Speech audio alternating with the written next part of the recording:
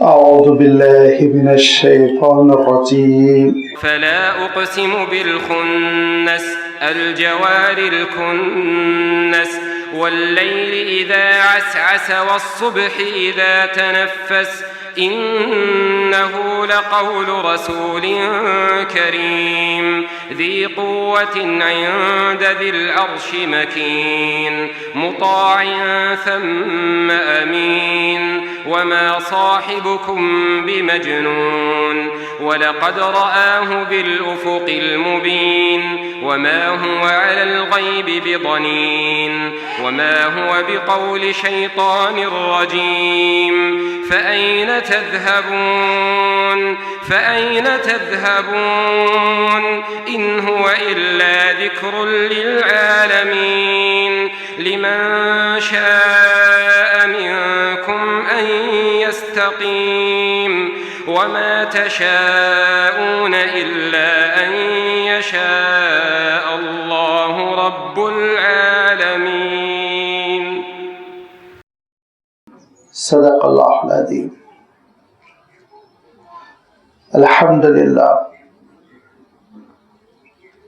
لله رب العالمين والصلاة والسلام على سيد المرسلين وعلى آله وأصحابه أجمعين أما بعد.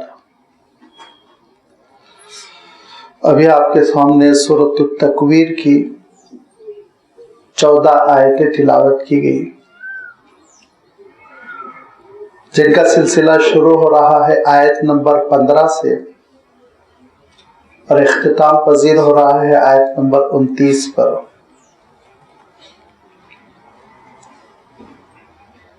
سورۃ التکویر ان مکی صورتوں میں سے ہے جو اللہ کے رسول صلی اللہ علیہ وسلم پر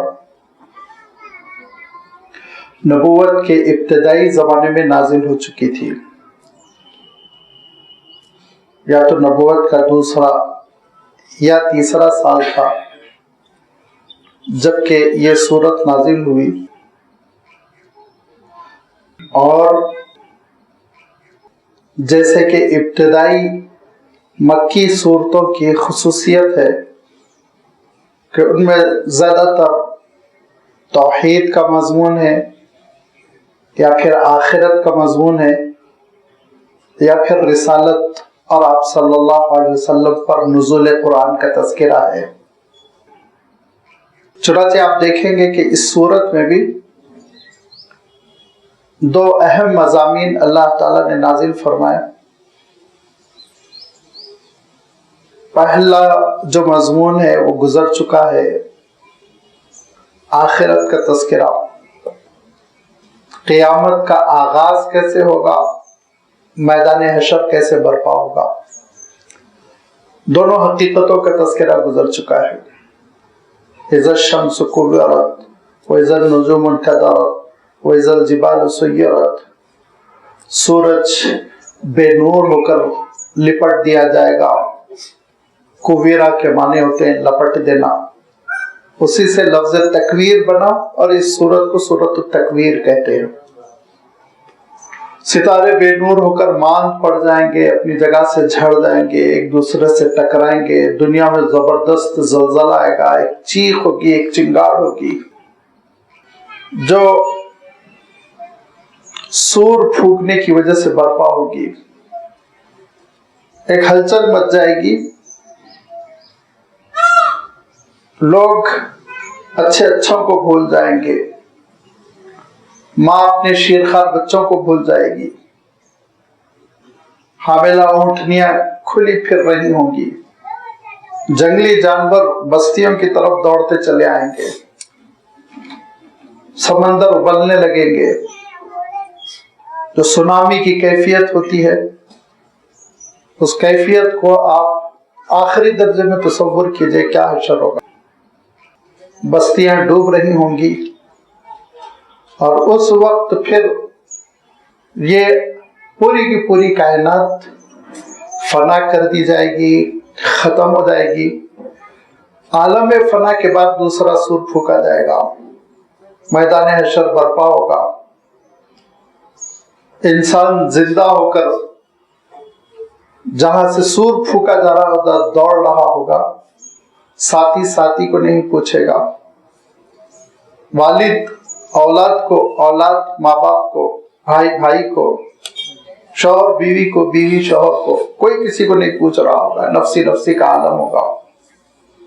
और फिर उसके बाद से अल्लाह ताला की अदालत कुबरा कायम होगी, सबसे बड़ी अदालत, और जिसमें फैसले होंगे इंसान के इनफरादी अमाल, जो हमारे अपने तन्हाई के अमाल है, शख्सी अमाल है, इंडिविजुअली जो हम करते हैं, उसमें सबसे पहले नमाज के सिलसिले में पूछा जाएगा, और इज्तिमाई अमाल में सबसे पहले खून के सिलसिले में सवाल होगा। अव्वलु मा युक़ज़ा यौमल क़ियामा अद्दिमा, आप सल्लल्लाहु अलैहि वसल्लम इरशाद फरमाते हैं कि क़यामत के दिन जो पहल फैसला किया जाएगा वो खून के सिलसिले में, किसका खून बहाया गया था, कौन मजलूम मरा था। और उनमें अल्लाह ताला खास तौर पर उन मासूम लड़कियों से पूछेगा जिनको अरब दौर जाहिलियत में जिंदा दरगोर कर देते थे, गाड़ दिया करते थे, दफन कर देते थे। वइज़ल मौऊदतु सुइलत बिअय्यि ज़ंबिन क़ुतिलत, ऐ बच्चियों बताओ तुमको क्यों गाड़ा गया था, क्यों दफनाया गया था।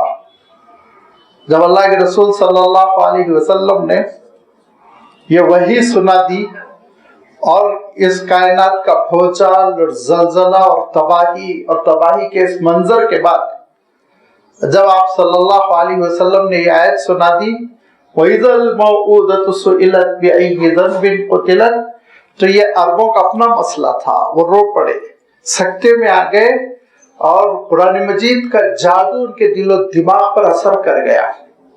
लोग धीरे धीरे इस्लाम के करीब होने लगे, मुसलमान होने लगे, और तादाद बढ़ने लगी।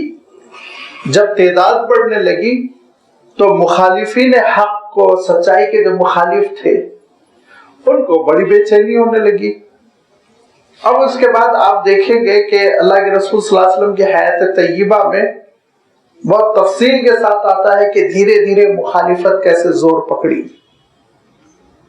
शुरू में आप सल्लल्लाहु अलैहि वसल्लम से मुसालहत और मुफाहमत की कोशिश की गई कि कोई एक अंडरस्टैंडिंग हो जाए, मामला फहमी हो जाए, आप आपके मामले में, हमारे मामले में आप दखल ना दें, हम आपके मामले में दखल नहीं देंगे, आप हमारे खुदाओं का जिक्र ना करें, आप जो करना है कर ले।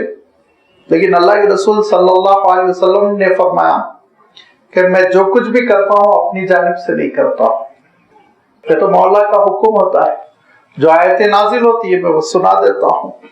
तो लाजमी बात है, तौहीद की आयतें नाजिल हो रही थी, शिर्क के बातिल होने की आयतें नाजिल हो रही थी, तो वो तो सुनाना ही सुनाना था ना। बल्लिग मा उन्ज़िला इलैक, तबलीग तो करनी है अल्लाह के रसूल सल्लल्लाहु अलैहि वसल्लम को, उससे तो विड्रॉ नहीं हो सकते थे।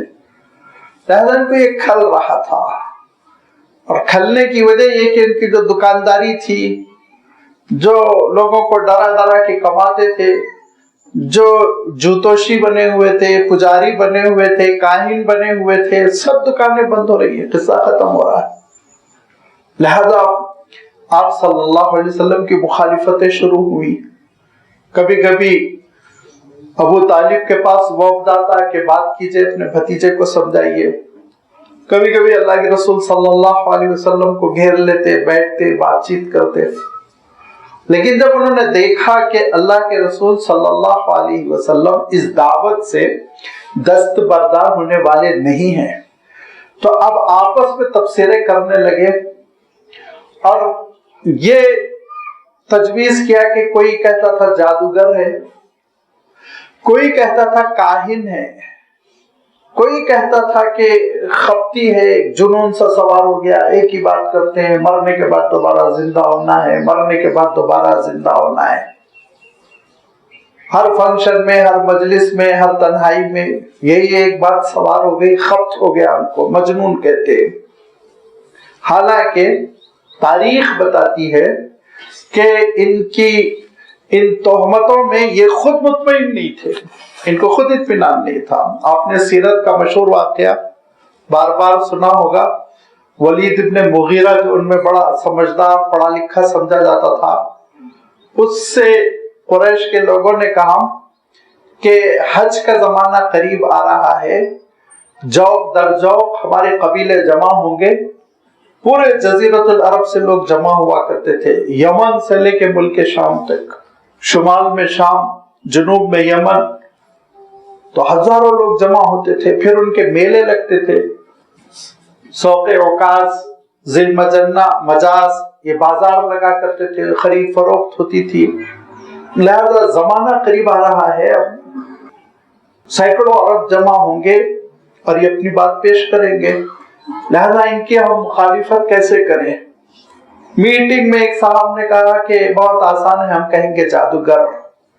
ولید ابن مغیرہ کہتا ہے کہ یہ جو تم ٹائٹل لگانا چاہ رہے ہو محمد کے ساتھ صلی اللہ علیہ وسلم نہیں چل پائے گا، کیونکہ جادوگر اپنا فن چند ٹکوں کے عوض بیچتے ہیں، شعبدہ بازی دکھاتے ہیں، سڑک پہ تماشے دکھاتے ہیں، اور تم محمد کے بارے میں جانتے ہو وہ کس قدر اعلیٰ قدروں کے حامل ہے، کس قدر ان کا کردار بلند و بالا ہے، یہ نہیں چل پائے گا۔ دوسرے شخص نے کہا ٹھیک ہے، ایسا کرتے ہیں کہ ہم ان کو شاعر کہتے ہیں۔ تو کہا کہ شاعر کو تو میں جانتا ہوں، شاعر کا عالم یہ ہوتا ہے کہ وہ نشے میں دھت بے عملی کی باتیں کرتا رہتا ہے، وہ عشق کا بازار گرم کرتا ہے، عورتوں کی تعریف کرتا ہے، اس کے کلام میں کہاں جان ہوتی ہے۔ لیکن محمد صلی اللہ علیہ وسلم جو کلام پیش کر رہے ہیں اس میں اثر ہے، جان ہے، مقصد ہے، معنی آفرینی ہے، دعوت ہے، عقلوں کو اپیل کرنے کی صلاحیت ہے، شاعر کہنے سے کام نہیں چلے گا۔ تیسرے نے کہا کہ جوتوشی کہیں گے، کاہن۔ ولید کہتا ہے جس نے اسلام قبول نہیں کیا، حالت کفر ہی پر موت ہوئی، لیکن اس کے باوجود وہ یہ کہتا ہے کہ کاہن کی کہانت میں جانتا ہوں، جوتوشیوں کی جو جھوٹ بولتے ہیں، ایکسپلائٹ کرتے ہیں، چہرہ دیکھ کے بولتے ہیں، بیمار ہو، پریشان ہو، بیوی سے لڑائی ہو گئی، گھر سے نکال دیا گیا، اور اس کے بعد پھر بیوقوفی کے نسخے بتاتے ہیں۔ محمد صلی اللہ علیہ وسلم کے پاس تو ایسی کوئی چیز نہیں ہے، تمہاری یہ بات بھی نہیں چل پائے گی۔ تو انہوں نے عاجز آ کر کہا کہ پھر تو ہی بتا کیا کہیں ہم۔ کہا مجھے ایک دن دو۔ پورا دن سوچتا رہا، پورا دن سوچنے کے بعد دوسرے دن اس نے کہا کہ اگر کوئی بات تمہاری چل سکتی ہے تو کسی حد تک یہ چل سکتی ہے کہ تم ان کو جادوگر کہو، اور جو پہلی تمہاری تجویز تھی اسی پہ عمل کر لو، اور یہ کہہ دو یفرق بین المرء وزوجہ، میاں بیوی میں تفرقہ ڈال دیتے ہیں، باپ بیٹے میں تفرقہ ڈال دیتے ہیں، بھائی بھائی میں لڑائی پیدا کرتے ہیں، ان کی بات نہ سنو۔ لیکن لازمی بات ہے اس کی یہ بات بھی نہیں چل پائی۔ جن جن لوگوں نے اللہ کے رسول صلی اللہ علیہ وسلم سے اللہ تعالیٰ کا کلام سنا، قرآن مجید، وحی الہی کو سماعت کیا، وہ فوراً دل دے بیٹھے اور انہوں نے کہا کہ نہیں، یہ جادو نہیں ہو سکتی، یہ جادو نہیں ہو سکتی، ہے عجیب و غریب کلام ہے، یہ بے چینی کا عالم ہے۔ اور اس بے چینی کے عالم میں اللہ تعالیٰ قرآن مجید کے سلسلے میں یہ آیت نازل فرما رہا ہے، اور اس کی ایک اللہ تعالیٰ نے تمہید رکھی، اور وہ قسم کی شکل میں ہے، قسم کھاتے ہوئے، فلا اقسم بالخنس الجوار الکنس۔ دو طرح سے اس کے ترجمے ہو سکتے ہیں۔ ایک تو یہ کہ فلا کا ترجمہ آپ متصل کریں، فلا اقسم بالخنس الجوار الکنس، کوئی ضرورت نہیں ہم کو قسم کھانے کی، ہم قسم نہیں کھائیں گے، یہ بات اتنی ثابت شدہ ہے کہ اس کو جتانے کے لیے قسم کھانے کی کوئی ضرورت نہیں، فلا اقسم۔ اور دوسرے یہ کہ بعض مفسرین نے کہا کہ اس میں توقف کر کے ترجمہ کرو، نہیں تم جو بول رہے ہو غلط بول رہے، اقسم بالخنس الجوار الکنس، میں قسم کھاتا ہوں کس چیز کی؟ بالخنس، ان ستاروں کو کہتے ہیں جو غروب ہو چکے ہیں، غائب ہو چکے ہیں۔ خنس، خانس کے معنی پوشیدہ، جو اوجھل ہے نگاہوں سے، نظر نہیں آ رہے ہیں. تو ان ستاروں کی قسم جو نظر نہیں آ رہے ہیں، نگاہوں سے اوجھل ہے، پردے خفا میں ہے. الجوار جاریہ سے جس کے معنی ہوتے ہیں آربٹ پہ چلنے والے، اپنے دائرے میں چلنے والے، اپنے افلاک میں چلنے والے. اور قسم ہے ان ستاروں کی جو اپنے اپنے آربٹ پہ دوڑ رہے ہیں. الکنس، الکنس کہتے ہیں وقت غروب. خنس اور کنس میں ایک لطیف سا فرق ہے. خنس اس وقت کہیں گے جب بالکل غائب ہو جائے، نظر ہی نہ آئے، دن کے وقت کوئی ستارہ آپ کو نظر نہیں آئے گا. اور کنس کہتے ہیں وہ جو اصلاً تو کنسا الزبیو الی کناستین کے معنی ہوتے تھے عربی میں، کہ جانور جو ہے اپنی کوہ میں، اپنے غار میں، اپنی بل میں جا کے پناہ لے رہا ہے، چھپ رہا ہے. اور اسی سے ستاروں کی یہ صفت عرب استعمال کرتے تھے. ستارے غروب ہو رہے ہیں، سورج نکلتے وقت ستاروں کی روشنی ماند پڑ رہی ہے دھیرے دھیرے، اب وہ غروب ہو رہے ہیں. تو غروب ہوتے ہوئے ستاروں کو کنس بولیں گے، اور جو غائب شدہ ہیں، نظر ہی نہیں آ رہے ہیں، ان کو خنس بولیں گے. پہلا لفظ جو خا سے ہے، دوسرا لفظ کاف سے ہے. یہ ایک لطیف سا فرق ہے. اب اللہ تعالیٰ نے ان ستاروں کی قسم کیوں کھائی؟ اس لیے کہ اللہ تعالیٰ جب کبھی اپنی مخلوق کی قسم کھاتا ہے تو اس کو بطور ایویڈنس پیش کرتا ہے، دلیل. یہ پروف ہے، دیکھو کہ ستاروں کا غروب ہونا اور آمد آفتاب کے ساتھ ستاروں کا غائب ہو جانا دراصل اس بات کی علامت ہے کہ آفتاب رسالت بلند ہو چکا ہے، اب پچھلے سارے مذاہب منسوخ ہو چکے ہیں. یہ ایک دلیل ہے جس کے لیے اللہ تعالیٰ نے اس چیز کا تذکرہ کیا اور آگے اس کی تاکید کر دی. وَاللَّيْلِ إِذَا عَسْعَسَ، عَسْعَسَ کے معنی لوٹنا، عَسْعَسَ کے معنی پیٹ پھیر کر چلے جانا. اور رات جب کہ وہ واپس ہونے لگتی ہے تو کیا ہوتا ہے؟ وَالصُّبْحِ إِذَا تَنَفَّسَ، تو پھر صبح ظاہر ہوتی ہے دھیرے دھیرے. اور جب صبح ظاہر ہوتی ہے تو لازمی بات ہے روشنی نمودار ہو جاتی ہے، تاریکی ختم ہو جاتی ہے. اسی طرح دور جاہلیت کا اندھیرا ختم ہوگا. اب آفتاب رسالت طلوع ہو رہا ہے، قرآن مجید نازل ہوگا، اور پھر اس کے بعد سے اس دنیا میں توحید کی روشنی پھیل جائے گی. لہذا ان چیزوں کو گواہ قرار دیتے ہوئے اللہ تعالیٰ ارشاد فرماتا ہے اِنَّهُ لَقَوْلُ رَسُولٍ كَرِيمٍ. یہ کلام نہ شیطان کا القاء ہے، نہ جادوگروں کی جادوگری ہے، اور نہ ہی جوتوشیوں کا جھوٹا بیان ہے، بلکہ یہ انہو بے شک یہ وہ قرآن ہے، لقول رسول کریم، وہ قول اور وہ کلام ہے جو ایک بہت معزز فرشتہ لے کر آ رہا ہے. اور وہ معزز فرشتہ ہے حضرت جبرائیل امین، جن کی ڈیوٹی تھی کہ وہ انبیاء علیہ السلام پر وحی اور اللہ کے احکام لایا کرتے تھے، اور پھر اللہ کے رسول صلی اللہ علیہ وسلم پر بھی وحی پہنچانے کی ذمہ داری حضرت جبرائیل امین کی تھی. لہذا فرمایا ذی قوت، بہت طاقتور ہے یہ. حضرت جبرائیل امین کی طاقت کا کوئی اندازہ نہیں لگا سکتا. حضرت جبرائیل امین کی طاقت کا اندازہ لگانے کے لیے ایک روایت پیش کی جاتی ہے کہ جب اللہ تعالیٰ نے سدوم کی بستی کو ہلاک کرنے کا حکم حضرت جبرائیل امین کو دیا تو حضرت جبرائیل امین اپنے 600 پروں میں سے، پر پرندے کے پروں کی طرح نہیں ہوں گے، وہ یاد رکھیے وہ فرشتے کے پر ہوں گے. وہ عالم بالا کی اور عالم غیب کی چیزیں ہیں. ہم ذہن میں جو خیال لا سکتے ہیں وہ یہ کہ کچھ ایسی چیزیں ہیں جس سے حضرت جبرائیل امین مسافت طے کرتے ہیں. تو وہ 600 پر ہیں، یہ تو حدیث صحیح سے ثابت ہے. تو ان 600 پروں میں سے ایک پر کی نوک پر 6 بستیاں تھیں سدوم ملک میں، جہاں حضرت لوط علیہ السلام بھیجے گئے تھے، اور قوم بے حیائی کی عادی تھی، اور حضرت لوط علیہ السلام کو پتھر مار مار کے ہلاک کرنے کی تجویز رکھتے تھے. اللہ تعالیٰ کی جانب سے عذاب آیا اور اس کی تفصیل مختلف صورتوں میں گزر چکی ہے. حضرت جبرائیل امین کو بھیجا گیا کہ جاؤ اس قوم کو تباہ کر دو.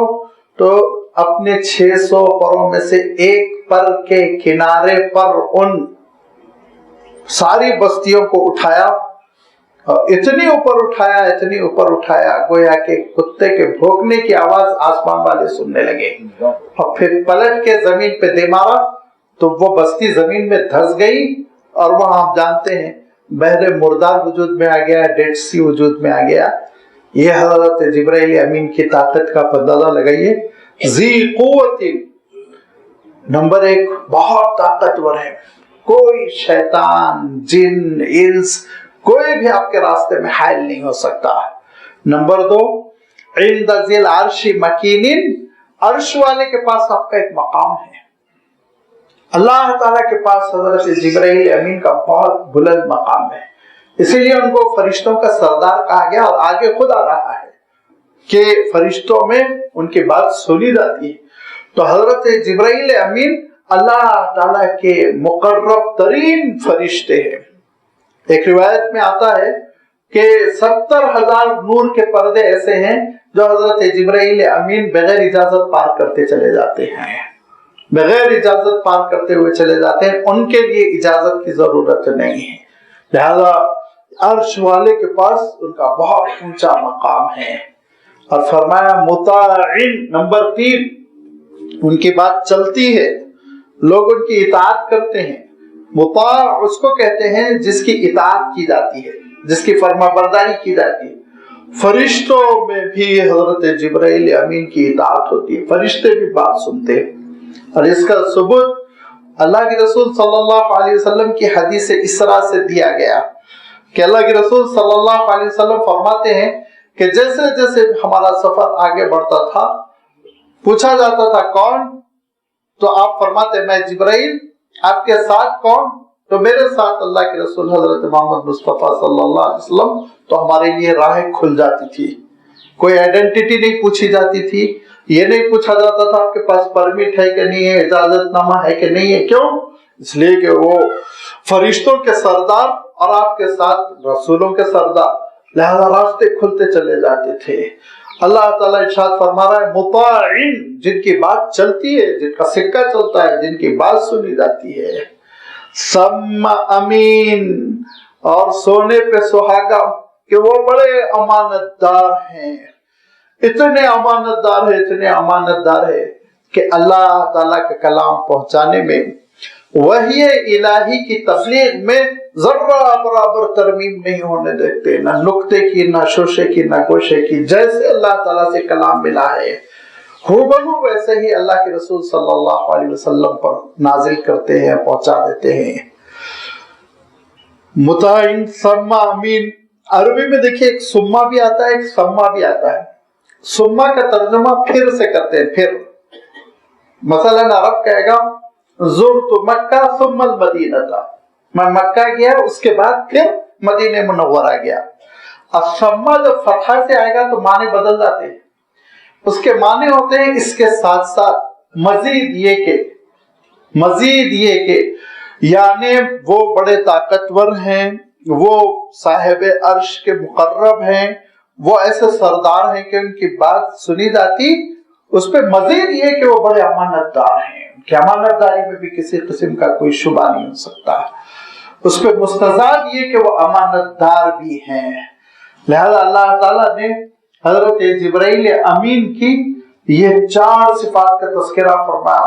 इससे मिलती जुलती सिफात का तज़किरा आपने सूरत नजम में भी देखा, वहां पे भी अल्लाह ताला ने तकरीबन यही सिफात का तज़किरा फरमाया कि ये वो जिब्राइल हैं जो अल्लाह ताला का कलाम लेकर आ रहे हैं, बड़े ही मुकर्रब तरीन फरिश्ते और बहुत ताकतवर, बहुत अमानतदार, ये वो अल्लाह ताला के मुकर्रब फरिश्ते हैं जो अल्लाह के रसूल सल्लल्लाहु अलैहि वसल्लम पर कलाम पाक नाजिल कर रहे हैं। और तुम उनको कह रहे हो मजनून, वमा साहिबुकुम बिमजनून। फरमाया कि देखो तुम्हारे ये साथी ये मजनून नहीं है, इन पे कोई खब्त नहीं सवार हुआ, ये अल्लाह का कलाम जो सुना रहे हैं। अल्लाह ताला ने यहाँ पर वमन रसूल नहीं फरमाया, वमन नबी नहीं फरमाया, वमा साहिबुकुम, तुम्हारे ये साथी साहिब, ये जिनकी तुमको सोहबत मिली हुई है, جن کی شرف صحبت میں تم اٹھتے بیٹھتے ہو, جن کو تم دیکھ رہے ہو, اللہ تعالیٰ نے ان کی نفسیاتی جو رگ ہے اس پہ انگلی رکھی کہ دیکھو یہ جو تمہارے ساتھی ہیں نا, ان کو تم نے بچپن سے دیکھا, جوانی میں دیکھا, ادھیڑپن میں دیکھا, تم نے کبھی ان کو شاعری کرتے ہوئے نہیں دیکھا, کبھی ان کو پیسے کی لالچ میں جتوشی کرتے ہوئے نہیں دیکھا, کبھی ان کو جادوگری کرتے ہوئے نہیں دیکھا, کبھی ان کو تم نے بد اخلاقی کرتے ہوئے نہیں دیکھا, کبھی بددیانتی کرتے ہوئے نہیں دیکھا, بلکہ تم نے ان کو امین قرار دیا, تم نے ان کو سردار قرار دیا, تم نے ان کو صادق قرار دیا, تم نے ان کو سچا ترین فرد قرار دیا. یہ وہ تمہارے ساتھی ہے جن سے تم نے معاملات کیے, اور معاملات میں انہوں نے سوئی برابر بے ایمانی نہیں کی, جن کے ساتھ تم اٹھتے بیٹھتے ہو, جن کا کردار دیکھ رہے ہو, جن کا اخلاق دیکھ رہے ہو, جن کی فکر دیکھ رہے ہو, جن کی سمجھداری دیکھ رہے ہو, اور جن کی فیاضی دیکھ رہے ہو, کون سی صفت ہے جو تم سے مخفی ہے, چھپی ہوئی ہے؟ ساری صفات تمہارے سامنے کھلی ہوئی ہے. اب جب یہ اللہ کا کلام سنا رہے ہیں تو یہ جادوگر ہو گئے, اب یہ جب اللہ کا کلام سنا رہے ہیں تو یہ جوتوشی بن گئے, اب یہ جب اللہ کا کلام سنا رہے ہیں تو یہ مجنون بن گئے, خپتی بن گئے. یہ کیسے ہو سکتا ہے؟ ذرا عقل سے کام لو. مجنون جو کہا کرتے تھے آپ صلی اللہ علیہ وسلم کو, اس کے پیچھے جو ان کا سینس تھا وہ یہ تھا کہ آپ پہ ایک خبط سوار ہو گیا ہے, ایک ہی بات کرتے ہیں. حالانکہ یہ اگر دیکھا جائے تو ہر جینیس آدمی پر چسپا کیا گیا ہے یہ ٹائٹل, مجنون بیوقوف پاگل ہے, ایک ہی بات کرتا رہتا ہے. لیکن یہاں معاملہ تو اللہ کے رسول صلی اللہ علیہ وسلم کا, یہاں تو یہ بہت بڑی گستاخی.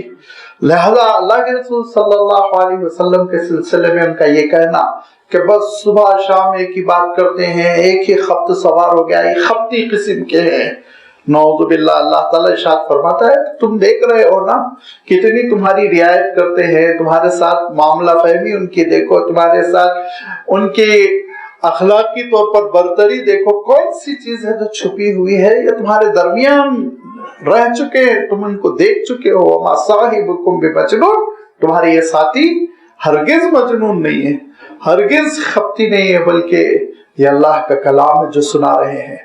اب جب اللہ کے رسول صلی اللہ علیہ وسلم کی شخصیت ثابت شدہ ہے, کوئی شبہ نہیں آپ کے کردار میں, آپ کے معیار میں, آپ کی صداقت میں, آپ کی امانت میں, تو رہا مسئلہ حضرت جبرائیل وہ پہنچا بھی رہے ہیں یا کوئی جن ون بیچ میں آ رہا ہے, نعوذ باللہ, اس کی بھی تردید کر دی. وَلَقَدْ رَآهُ بِالْأُفُقِ الْمُبِينِ, یہ حضرت جبرائیل امین ہے جو اللہ کے رسول صلی اللہ علیہ وسلم تک کلام پہنچا رہے ہیں. اور حضرت جبرائیل امین آپ صلی اللہ علیہ وسلم 4 سال کے تھے جب ہی ظاہر ہو چکے تھے. شق صدر کا واقعہ پیش آیا تھا نا, آپ کے جو رضائی بھائی تھے وہ اور آپ صلی اللہ علیہ وسلم قبیلے بنی سعد کی بکریوں کے ساتھ بستی کے باہر تھے. آپ صلی اللہ علیہ وسلم کے رضائی بھائی وہ دوڑتے ہوئے حضرت بی بی حلیمہ کے پاس آیا اور انہوں نے کہا کہ آپ کے بیٹے محمد کے ساتھ ایک حادثہ پیش آ گیا, ان کو لوگ قتل کرنے کے در پہ. وہ دوڑتی ہوئی گئی تو دیکھا اللہ کے رسول صلی اللہ علیہ وسلم کھڑے ہوئے ہیں اور چہرے کا رنگ تھوڑا سا تبدیل ہے, اور پھر اس کے بعد سے انہوں نے دیکھا کہ سینے پہ ایک لکیر ہے جسے ابھی جوڑا گیا ہے. اسی کے ساتھ پھر وہ آپ کی والدہ کے پاس آپ کو واپس لوٹا دیا. آپ صلی اللہ علیہ وسلم کو جب بی بی حلیمہ اپنے ساتھ لے گئی تو بڑی برکت ہو گئی. قحط کا زمانہ تھا لیکن اس قحط کے باوجود آپ کی بکریوں میں برکت ہو گئی, اونٹنیوں میں برکت ہو گئی, دودھ کی ریل پیل ہو گئی. تو جب 2 سال 2.5 سال کے ہوئے تو وہ حضرت آمنہ کے پاس ان کو لے کر آئیں, اور آنے کے بعد کہا کہ مکہ مکرمہ کا ذرا ابھی ماحول ٹھیک نہیں ہے, بخار وغیرہ چلا ہوا ہے, کچھ وائرل انفیکشن رہا ہوگا اس زمانے میں, لہذا میں چاہتی ہوں ابھی یہ بچہ کچھ اور دنوں میرے پاس رہے. تو حضرت آمنہ نے کہا کہ ٹھیک ہے, وہاں تمہاری آب و ہوا اچھی ہے, تم لے جا سکتی ہو. لہذا پھر وہ ساتھ لے آئی واپس, اور اللہ کے رسول صلی اللہ علیہ وسلم اپنے رضائی بھائی کے ساتھ بکریاں چرا رہے تھے. اسی موقع پہ حضرت جبرائیل امین تشریف لائے ایک سونے کی تشت تھی جس میں زمزم تھا. آپ صلی اللہ علیہ وسلم کا قلب اطہر نکالا گیا اور اس کے بعد اس زمزم میں اس کو دھو کر دوبارہ رکھا گیا. پھر آپ صلی اللہ علیہ وسلم کے سینے کو بند کر کر حضرت جبرائیل واپس چلے گئے. یہ واقعہ 4 سال کی عمر میں پیش آیا. جب یہ واقعہ پیش آیا تو پھر بی بی حلیمہ ذرا گھبرا گئی اور آپ صلی اللہ علیہ وسلم کو لے کر مکہ مکرمہ آئی اور حضرت آمنہ سے کہنے لگی اب آپ کا بیٹا ٹھیک ٹھاک ہو گیا, چلنے پھرنے کے قابل ہو گیا, اب آپ رکھ لیجئے. تو حضرت آمنہ نے کہا کہ تم حریص تھی اپنے گھر پہ رکھنے میں, واپس لائی ہو تو ضرور کوئی ماجرا ہے. کہا نہیں ایسی کوئی بات نہیں ہے, بس میں چاہتی ہوں ماں کے حوالے ہو جائے. کہا دیکھو یاد رکھو اس بچے کو کچھ نہیں ہونے والا ہے, اس بچے کو کچھ نہیں ہونے والا ہے, کیونکہ ولادت سے پہلے ایک نور مجھے نظر آیا تھا جو زمین سے آسمان تک چمک رہا تھا, اور مجھے یہ خوشخبری دی گئی تھی کہ بچہ ساری قوموں کا سردار بننے والا ہے, اس بچے کو کچھ نہیں ہونے والا ہے, لیکن ٹھیک ہے اب میں رکھوں گی اپنے پاس, تم چلے جاؤ. پھر آپ جانتے ہیں کہ 6 سال کی عمر میں حضرت آمنہ کی بھی وفات ہو گئی. میں عرض یہ کر رہا تھا کہ حضرت جبرائیل امین سے پہلی ملاقات تو 4 سال کی عمر ہی میں ہو گئی, اور پھر دوسری ملاقات غار حرا میں ہوئی جب وہ اقرا والا واقعہ پیش آیا, اقرا بسم ربک الذی خلق, پہلی وہی جو 5 آیتیں نازل ہوئی. لیکن یہ شکل حضرت جبرائیل کی اپنی اصلی نہیں تھی, انسانی شکل تھی, انسانی لباس میں وہ ظاہر ہوئے تھے. یہاں تک کہ اللہ کے رسول صلی اللہ علیہ وسلم اس پہلی وحی کے بعد بے چین رہے, اور ایک ایام الفترہ کہتے ہیں, ایک مدت, ایک پیریڈ ایسا گزرا جس میں کوئی وحی نہیں آئی. آپ صلی اللہ علیہ وسلم بے چینی محسوس کرتے رہے, قریب 6 مہینے تک کوئی وحی نہیں آئی, اور 6 مہینے کے بعد اچانک اللہ کے رسول صلی اللہ علیہ وسلم دیکھتے ہیں کہ مکہ مکرمہ سے بطحا کی وادی کی طرف جدھر میدان عرفات ہے, اس میدان میں دیکھتے ہیں کہ ایک حلقہ ہے جو آسمان پہ نظر آ رہا ہے, اور دھیرے دیکھ رہے آپ صلی اللہ علیہ وسلم نے دیکھا کہ وہ بڑھتا چلا گیا, وہ بڑھتا چلا گیا, اور یہاں تک کہ وَلَقَدْ رَآهُ بِالْأُفُقِ الْمُبِينِ, افق پہ پوری طرح حضرت جبرائیل چھا گئے, اپنی اصلی شکل میں تھے. حضرت جبرائیل امین کی جو اصلی شکل ہے اس شکل میں حضرت جبرائیل امین ظاہر ہوئے, اور افق پر پوری طرح سامنے جو آسمان ہوتا ہے اس پہ پوری طرح حضرت جبرائیل امین چھائے ہوئے تھے. اور اس وقت تعارف کرایا گیا کہ یہ وہ جبرائیل امین ہے جو آج سے آپ کے اوپر وحی لایا کریں گے. آپ ان کی اصلی شکل میں مشاہدہ کر لیجئے تاکہ آپ کو اطمینان رہے کہ وحی آنے میں کوئی ڈسٹرب نہیں ہو رہا ہے, کوئی کمی نہیں رہ رہی ہے, کوئی خلل نہیں ہو رہا ہے, کوئی مداخلت نہیں ہو رہی ہے, ملاوٹ نہیں ہو رہی ہے. آپ کے دل کو اطمینان ہو جائے. بحیثیت رسول یہ اطمینان کی ضرورت تھی, لہذا یہ پہلی مرتبہ اصلی شکل میں حضرت جبرائیل امین کو دیکھا, اور دوسری مرتبہ اصلی شکل میں وَلَقَدْ رَآهُ نَزْلَةً أُخْرَىٰ, معراج کے موقع پہ دیکھا. 2 مرتبہ حضرت جبرائیل امین کو اصلی شکل میں دیکھا. انسانی شکل میں تو بار بار آتے تھے, اور کبھی کبھی ایسی مخفی شکل میں آتے تھے کہ صرف اللہ کے رسول صلی اللہ علیہ وسلم مشاہدہ فرماتے, ساتھیوں کو نظر نہ آتا.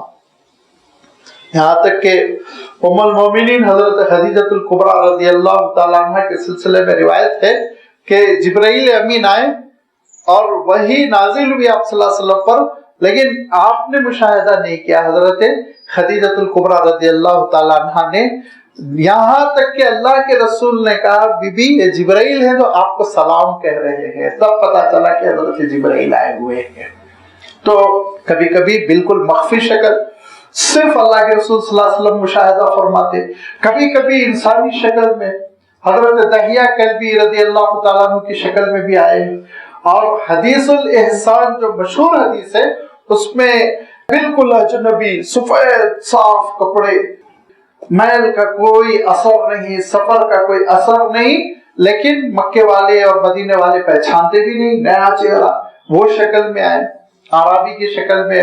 اور پھر وہ سوالات ہوئے جو حدیث جبرائیل میں تفصیل کے ساتھ ہیں, مل ایمان و مل اسلام وغیرہ. تو یہ حضرت جبرائیل امین اللہ کے رسول صلی اللہ علیہ وسلم پر وحی الہی لے کر تشریف لایا کرتے تھے, اللہ کے مقرب ترین فرشتے, اور پھر ارشاد فرما کہ اب جب وحی الہی آ رہی ہے تو ان کا ایک بڑا اشکال تھا مشرکین مکہ کا. بار بار اللہ تعالیٰ نے قرآن مجید میں خود 2-3 مرتبہ ان کے اس اعتراض کا تذکرہ فرمایا کہ بھائی جس قیامت کا آپ تذکرہ کر رہے ہیں وہ کب آنے والی ہے, کس صدی میں, کون سے سن, کتنے بج کے کتنے منٹ پر. بار بار پوچھتے تھے ذرا ایانا مرساہا, ذرا بتائیے تو صحیح اس کی کون سی گھڑی ہے. اللہ تعالیٰ ارشاد فرماتا ہے وَمَا هُوَ عَلَى الْغَيْبِ بِضَنِينٍ, جو غیب کی باتیں اللہ کے رسول صلی اللہ علیہ وسلم کو بتائی جا رہی ہیں اس میں اللہ کے رسول صلی اللہ علیہ وسلم بخل کرنے والے نہیں, کچھ بچا کے رکھ لے اپنے لیے, سب اللہ کے رسول بیان کریں گے. تم کو مطمئن رہنا چاہیے, جتنا بتانا ضروری ہے اتنا ضرور تم کو بتایا جائے گا, جو نہیں بتانا ہے تم سر پڑھ لو, نہیں بتایا جائے گا. وَمَا هُوَ عَلَى الْغَيْبِ بِضَنِينٍ, غیب کے سلسلے میں اللہ کے رسول صلی اللہ علیہ وسلم اپنے لیے کچھ اٹھا کے رکھنے والے بخیل نہیں ہے. ذنین کا ترجمہ بخیل سے کیا جاتا ہے جس کے معنی ہوتے ہیں کہ کنجوسی کرنا, اپنے لیے اٹھا کے رکھ لینا, دوسروں کو محروم کر دینا. کہا ایسی کوئی بات نہیں یہاں پر, یہاں جو امور دین ضروری ہے وہ سب پہنچائے جائیں گے. ہاں بعض حقیقتیں جو اللہ کے رسول صلی اللہ علیہ وسلم کی ذات تک مخصوص رہنی چاہیے وہ مخصوص رہیں گی, لیکن جن حقیقتوں کا جاننا انسان کے لیے ضروری ہے وہ اللہ کے رسول بتا کر رہیں گے. تم جو پوچھتے ہو نا قیامت کی گھڑی کب آئے گی کیا ہے, وہ تمہارے حق میں نہیں ہے, وہ نہیں بتایا جائے گا, اس کی اطلاع تم کو نہیں دی جائے گی. بس تم کو علامت قیامت بتائی جا رہی ہے اور یہ بتایا جا رہا ہے کہ اس عارضی دنیاوی زندگی کے بعد بھی ایک اخروی زندگی ہے. اس حقیقت کو سمجھو, اس کے لیے تم تیاری کرو. اور وہ جو کہتے ہو یہ کاہن ہے, اور کاہن کیا کرتا ہے, کاہن کا مسئلہ یہ ہوتا ہے جس کو ہم لوگ عام طور پر اردو اصطلاح میں جتوشی کہتے ہیں. وہ دراصل جھوٹ کا آفس چلاتا ہے, جھوٹ کا دفتر چلاتا ہے. دنیا کا سب سے بڑا جھوٹا کاہن ہوتا ہے, یاد رکھیے. اور یہ کاہن دراصل پہلے تو لوگ سمجھتے تھے کچھ ستاروں سے احوال معلوم کر کے بولتے ہیں, لیکن اب جب سائنس ترقی کر گئی تو معلوم ہوا ستارے تو کچھ ہے ہی نہیں. ستارے کیا ہیں؟ ستارے ہیں الخنس الجوار الکنس, غروب ہونے والے, غائب ہو جانے والے, ظاہر ہو جانے والے, اپنے آربٹ پہ چلنے والے بے جان مخلوق ہے. ان کے اندر تو کوئی جان ہی نہیں ہے, ان کے اندر کوئی جان نہیں ہے. ستاروں سے کسی قسم کا کوئی حال معلوم نہیں ہو سکتا.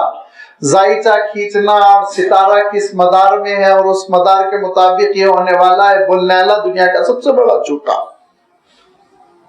جب پچھلے صدر جمہوریہ جو گزرے ہیں, جو ہونا چاہیے تھا ابوالکلام لیکن عبد الکلام جن کو کہتے ہیں, ان کو یہ طے کیا گیا کہ پریسیڈنٹ بنایا جائے, اعلان ہو گیا حکومت کی جانب سے.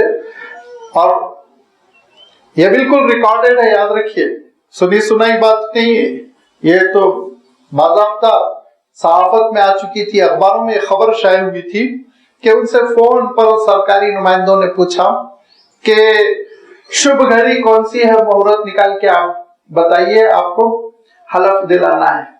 تو انہوں نے کہا کہ میں ستاروں پر بلیو ہی نہیں کرتا ہوں, ستاروں پہ بلیو کرنا تو بے وقوفی ہے. انہوں نے کہا کہ جس ستارے کو دیکھ کے تم بتاتے ہو یہ شبھ گھڑی ہے, یہ ستارہ اقبال میں ہے اور تمہارا اقبال بلند ہوگا, وہ 1,00,000 سال پہلے تھا, ابھی تو کہیں پیچھے پڑا ہوا ہے. ہم کو روشنی نظر آتی ہے کبھی 10,000 سال بعد, کبھی 1,00,000 سال, کبھی 10,00,000 سال کے بعد. سائنسی اعتبار سے ہم جو ستارے کو دیکھتے ہیں اس وقت وہ وہاں نہیں ہے, ہم دیکھ رہے ہیں, ہمارے پاس روشنی اب پہنچی, وہ تو کہیں اور جا چکا ہے, غائب ہو چکا ہے. کسی ستارے کی روشنی 10,000 سال بعد ہم تک پہنچتی ہے, کسی ستارے کی روشنی 20,000 سال, کسی کی 1,00,000 سال بعد پہنچتی ہے. سوچیے آپ, تو یہ بہت دور ہے, بے جان مخلوق ہے. اور جیسے یہ دھرتی ہے, دنیا ہے, زمین ہے, ویسے ہی ہے, بہت بڑے بڑے ہیں, اس پہ کوئی شک نہیں.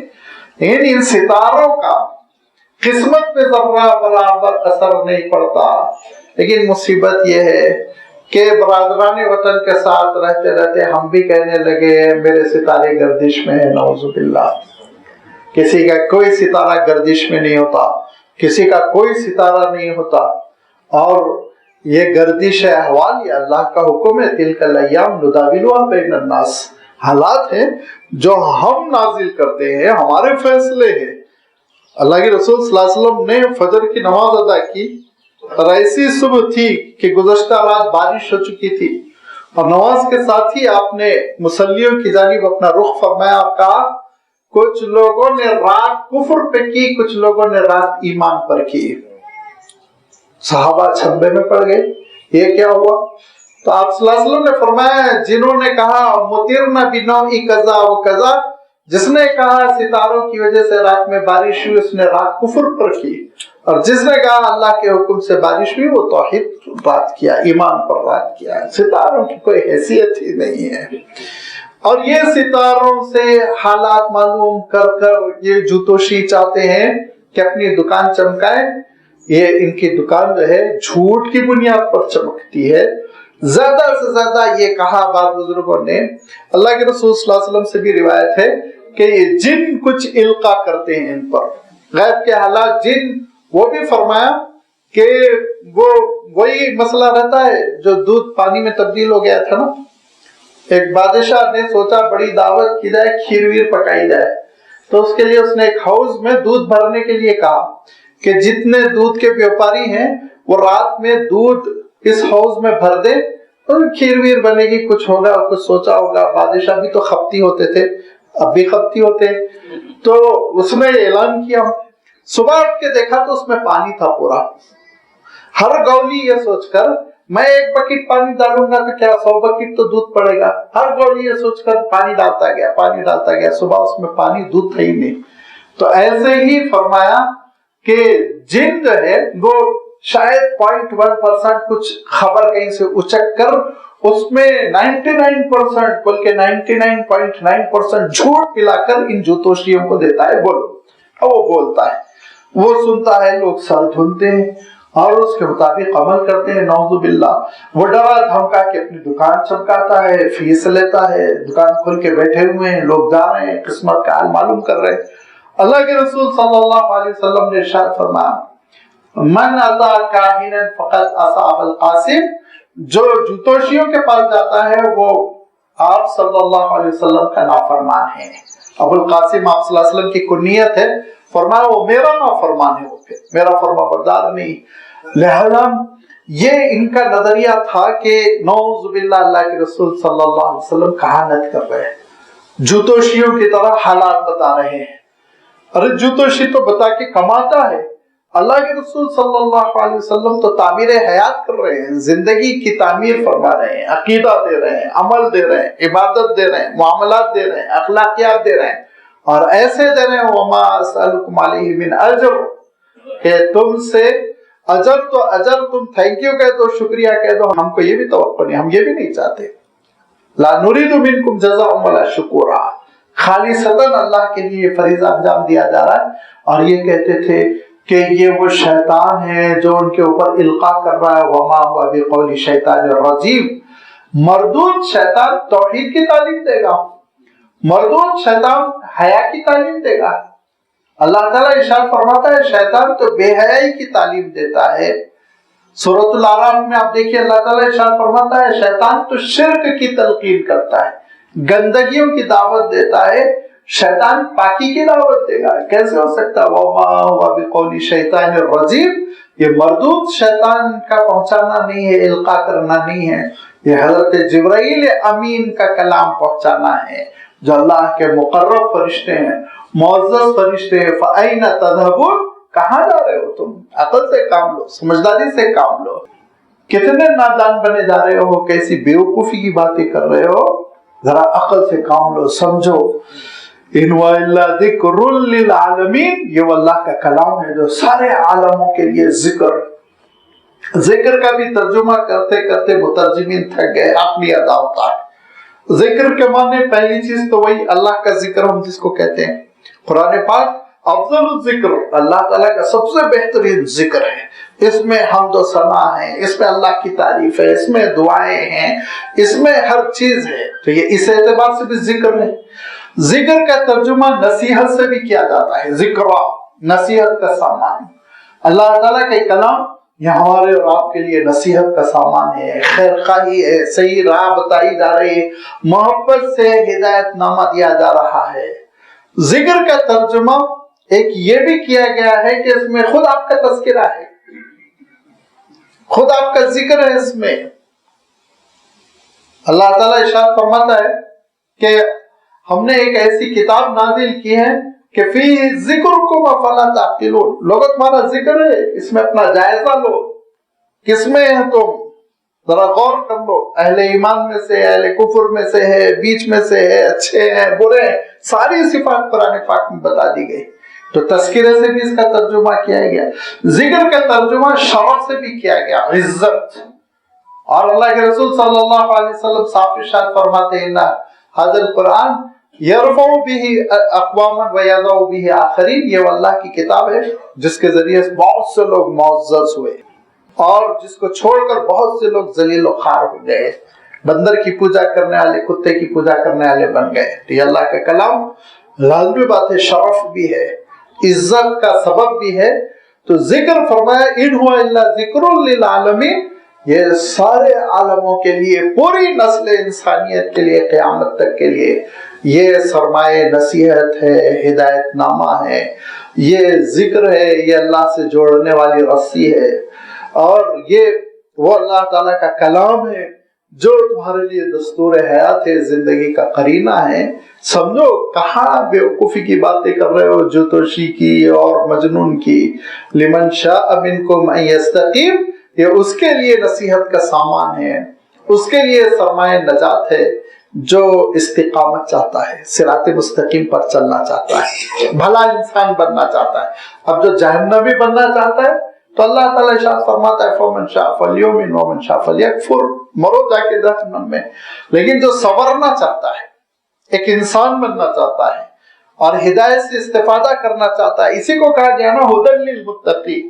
اگر تقوی کی صلاحیت ہے، بچنا چاہ رہا ہے اللہ کے عذاب سے، تو پھر قرآن مجید اس کے لیے نفع بخش۔ وَنُنَزِّلُ مِنَ الْقُرْآنِ مَا هُوَ شِفَاءٌ وَرَحْمَةٌ لِّلْمُؤْمِنِينَ، کہ قرآن پاک شفا ہے، سراسر رحمت ہے، اس وقت جب کہ تم اس کو پر ایمان قبول کرو، اس کے تقاضوں پر عمل کرو۔ اور وَلَا يَزِيدُ الظَّالِمِينَ إِلَّا خَسَارًا، ظلم کرو گے، پیٹ پھیرو گے، غفلت برتو گے، بے توجہی کرو گے، خسارہ ہی خسارہ، نقصان ہی نقصان، حجت بن جائے گا، قیامت کے دن ہمارے خلاف کھڑا ہو جائے گا۔ لہذا فرمایا لمن شاء منکم ان یستقیم، جو راہ استقامت پر چلنا چاہتا ہے اس کے لیے قرآن مجید یہ سرمایہ نصیحت ہے، راہ ہدایت ہے، کتاب ہدایت ہے، ذریعہ نجات ہے۔ مروئی مسئلہ ہے، وابستہ ہو، جڑ دو اللہ کے کلام سے، تب یہ تمہارے حق میں نفع بخش ہے۔ جوڑنا ہی نہیں چاہتے ہو تو لازمی بات ہے کیسے شفا ہوگی؟ بہترین سے بہترین پرسکرپشن دوا کا نسخہ ڈاکٹر صاحب لکھ کے دے دیں، لیکن وہ کھانا ہی نہیں چاہتا، دوا استعمال ہی نہیں کرنا چاہتا، تو وہ نسخے کی برکت ہو جائے گی، مریض ٹھیک ہو جائے گا؟ ناممکن ہے، اس پہ عمل کرنا ہوگا، جو ڈوز جس وقت جتنا دیا گیا وہ سب لینا ہوگا، نصیحتوں پر عمل کرنا ہوگا۔ یہ اللہ تعالیٰ کا کلام ہے جس سے جڑنا شرط ہے، جوڑنا شرط ہے، اور جوڑنے میں سب سے پہلی یاد رکھیے سیڑھی ہے اس کی تلاوت، اس کی تلاوت سیکھنا، اس کی تلاوت کرنا۔ تلاوت یہ اگر پہلی سیڑھی نہیں ہے تو دوسری سیڑھی کہاں سے آئے گی؟ فہم کی۔ دوسری سیڑھی کہاں سے آئے گی؟ تدبر کی۔ اور پہلا اسٹیپ آپ پار نہیں کر رہے ہیں تو تیسرے اسٹیپ پہ آپ کیسے پہنچ جائیں گے؟ عمل۔ لازمی بات ہے کہ اللہ تعالیٰ کی کتاب سے جڑنے کی جو پہلی اللہ تعالیٰ نے شرط رکھی، ایک جگہ ارشاد فرمایا ان الذین یتلون کتاب اللہ واقاموا الصلاۃ وانفقوا مما رزقناہم سرا وعلانیہ یرجون تجارۃ لن تبور، جو اللہ کی کتاب کی تلاوت کرتے ہیں، پھر فرمایا نماز قائم کرتے ہیں۔ اس آیت میں نماز کو مؤخر کیا گیا، تلاوت کو مقدم کر دیا گیا۔ کیوں؟ بغیر تلاوت کے نماز ہے؟ بغیر تلاوت کے نماز ہے نہیں ہے نا، تو تلاوت سیکھو گے تو نماز پڑھ سکو گے، نمبر ایک۔ نمبر دو، یہ قرآن مجید نہ ہوتا تو نماز قائم کرنے کا سلیقہ ملتا، हुक्म मिलता, हिदायतनामा मिलता, नहीं मिलता। कुरान मजीद के जरिए मिला ना, अकीमुस्सलात अकीमुस्सलात। लिहाजा फरमाया देखो सबसे पहली बात यह है कि इन्नल्लज़ीना यतलूना किताबल्लाह, अल्लाह की किताब की तिलावत करो, अल्लाह की किताब की तिलावत करो। और तिलावत अगर नहीं आती तो सीखो, कोई हर्ज नहीं, वक्त फारिग करो, वो इबादत है। तिलावत का सीखना भी इबादत है। फरमाया अल्लाह के रसूल सल्लल्लाहु अलैहि वसल्लम ने अल-माहिरु बिल कुरान मा सफरतिल बररतिल किराम, जो महारत के साथ तिलावत करता है वो तो उन फरिश्तों के साथ है जो सिफारत का फरीजा अंजाम देते थे, कुरान मजीद लेकर आते थे, अल्लाह के बुजुर्ग और ऊंचे दर्जे के फरिश्ते। माल बररतिल किराम, सफरतिल बररतिल किराम, जो अच्छी तिलावत करता है रवानी के साथ। और फरमाया जो अटक अटक के सीख रहा, जिसको पेचीदगी पेश आ रही है, दिक्कत पेश आ रही है, अल्लज़ी यतताअता व यक़रउल कुरान फलहु अजरान, उसको तो डबल अजर है। फरमाया डबल, एक तिलावत करने का, एक मशक्कत सहने का, दोहरा अजर है। फरमाया फलहु अजरान। लिहाजा अल्लाह ताला के कलाम की तिलावत भी सीखना। अगर नहीं सीखे हुए, तिलावत नहीं है, नहीं आती है, बचपन में गफलत हो गई। हमारे बचपन में जो माहौल था अल्हम्दुलिल्लाह, हर बच्चे को कुरान मजीद जरूर पढ़ाया जाता था, एक बार नाज़िरे की तकमील होती थी। बड़ी सुस्ती आ रही है धीरे धीरे, बड़ी इसमें गफलत आ रही है। और देखने में आया कि बच्चे 10th कर चुके हैं, SSC कर चुके हैं, एक बार कुरान पाक खत्म नहीं किए हैं। बहुत वाईद की बात है, बेबरकती की बात है। अपने बच्चों को कुरान मजीद सिखाना, सबसे पहले अल्लाह ताला का कलाम सिखाएं और फिर उसके बाद से इंशाल्लाह वो पढ़ेंगे, करेंगे। तो पहली चीज ये है तिलावत। और तिलावत के साथ साथ याद रखिए कुरान मजीद के हिफ्ज का भी एक जखीरा होना चाहिए। अच्छा खासा कुरान मजीद याद होना चाहिए। कम से कम कहीं फजर की नमाज के लिए हम आगे बढ़ा दें तो नमाज तो पढ़ा सकें। अब वही आप इन्ना आतेना कल कौसर कुल हुवल्लाहु अहद पढ़ेंगे तो गैर मसनून नमाज हुई ना, हो तो जाएगी। अल्लाह के रसूल सल्लल्लाहु अलैहि वसल्लम उसमें किसारे मुफस्सल पढ़ा करते थे। लिहाजा ये कम से कम ये सूरत याद करना।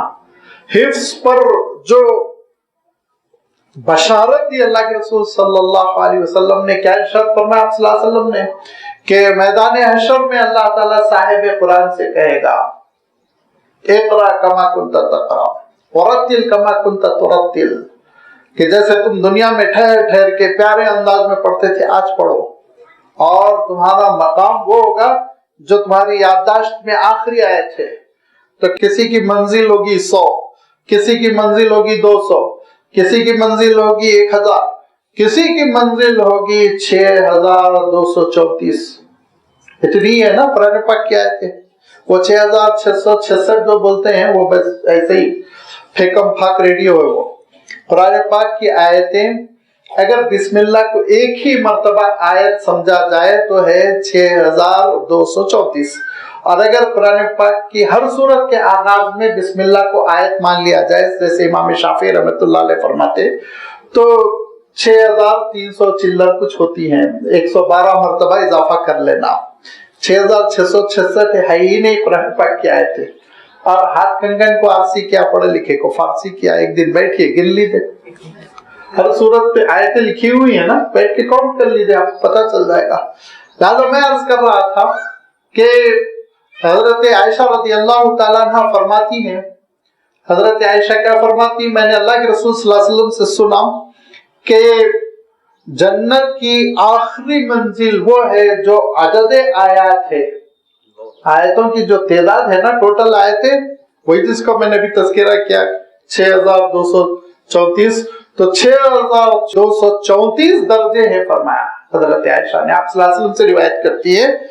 और लाज़मी बात है, किसी का पहली मंजिल पे होगा, किसी का 10वीं मंजिल पे, किसी का 100 मंजिल, किसी का 200 मंजिल।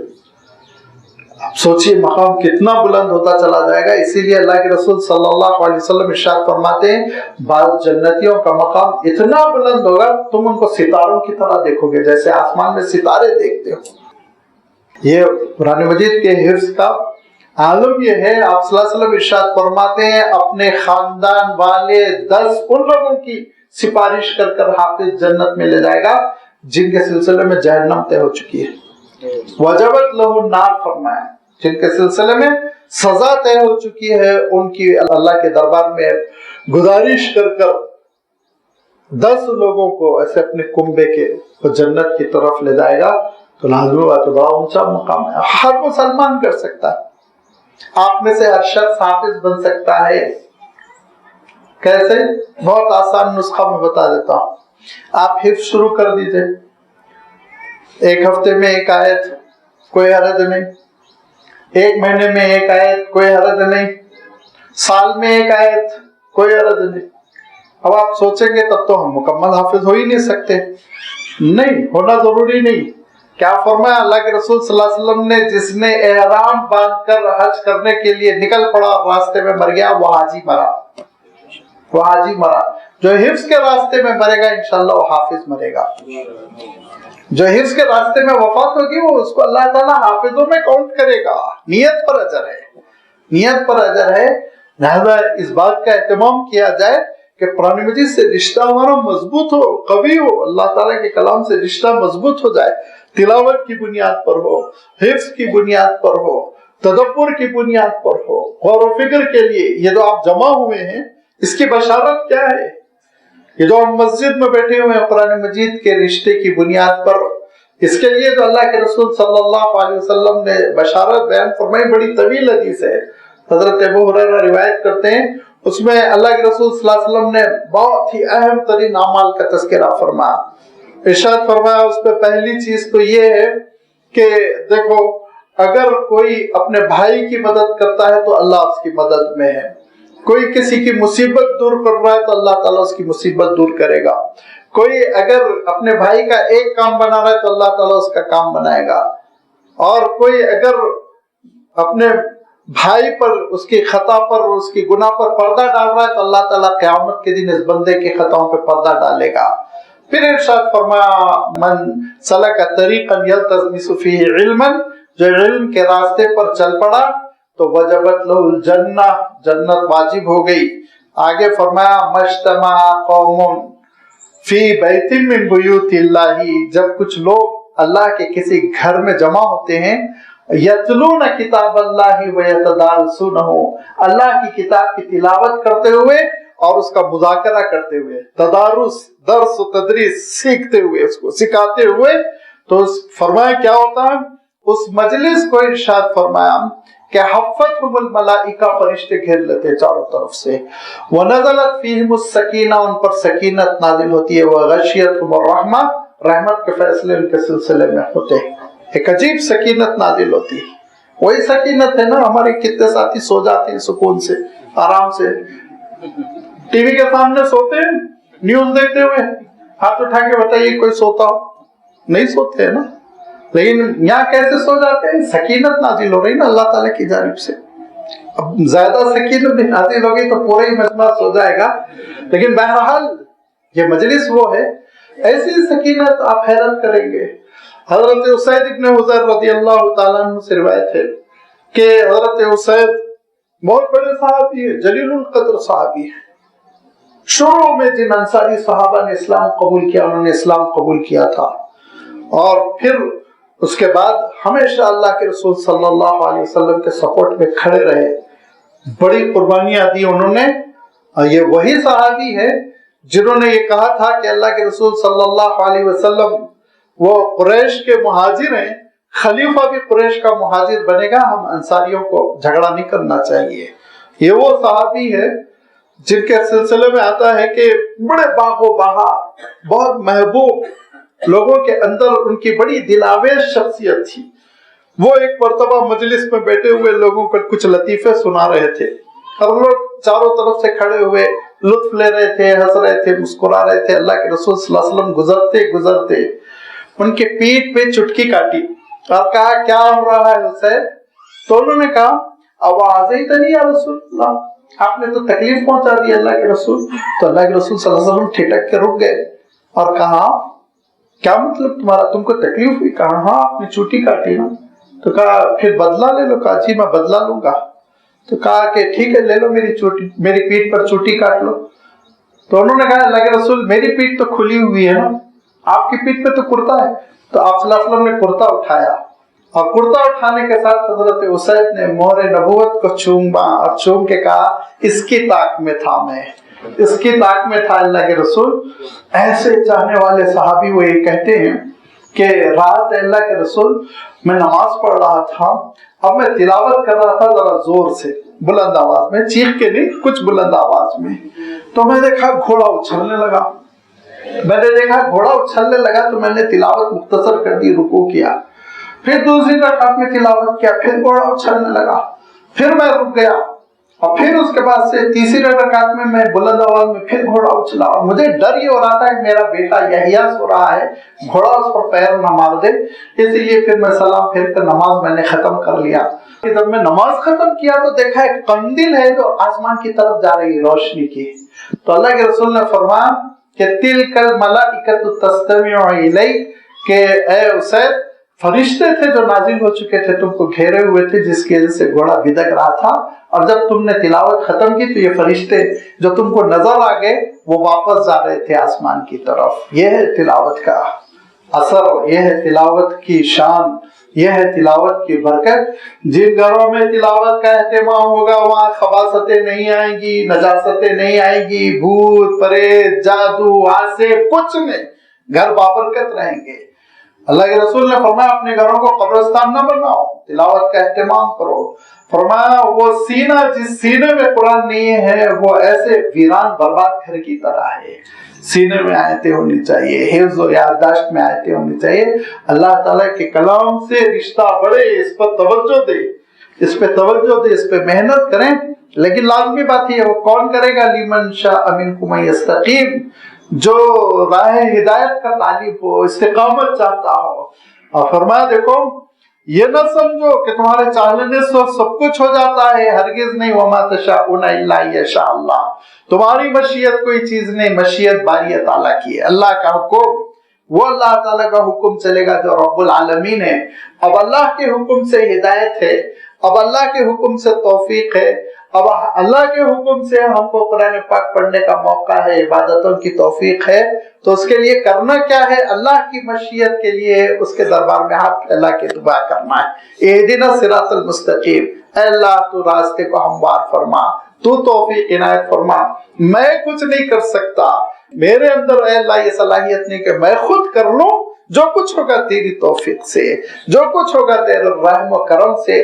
جب انابت کے ساتھ ٹوٹ کر اللہ کے دربار میں بندگی کا اظہار کرو گے، اللہ تعالیٰ دروازے کھول دے گا۔ یہدی الیہ من اناب، جو رو رو کے میرے دربار میں آتا ہے تو میں بھی اس کو ہدایت دیتا ہوں، توفیق دیتا ہوں، اس کے لیے راستے کھول دیتا ہوں۔ اللہ تعالیٰ ہم سب کے لیے دین و ہدایت کے راستے کھول دے اور اپنے کلام سے رشتہ جوڑ دے۔ وآخر دعوانا ان الحمد للہ رب العالمین۔